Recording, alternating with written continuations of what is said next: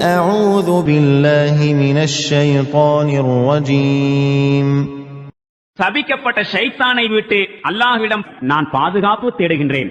ومنهم من يستمع إليك حتى إذا خرجوا من عندك قالوا للذين أوتوا العلم ماذا قال آنفا أولئك الذين طبع الله على قلوبهم واتبعوا أهواءهم.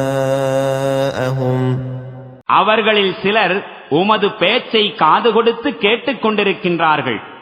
பிறகு உம்மை விட்டு வெளியே சென்றால் ஞானம் வழங்கப்பட்டவர்களிடம் கேட்கின்றார்கள், இவர் இப்போது என்ன சொன்னார்? இத்தகையோரின் உள்ளங்களில் அல்லாஹ் முத்திரையிட்டு விட்டான். மேலும் இவர்கள் தங்களின் மன இச்சைகளை பின்பற்றுவோராயிருக்கின்றனர். وَالَّذِينَ اهْتَدَوْا زَادَهُمْ هُدًى وَآتَاهُمْ تَقْوَاهُمْ.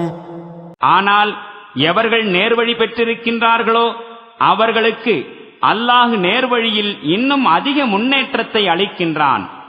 அவர்களுக்குரிய இறையச்சம் எனும் தன்மையையும் அவர்களுக்கு வழங்குகின்றான்.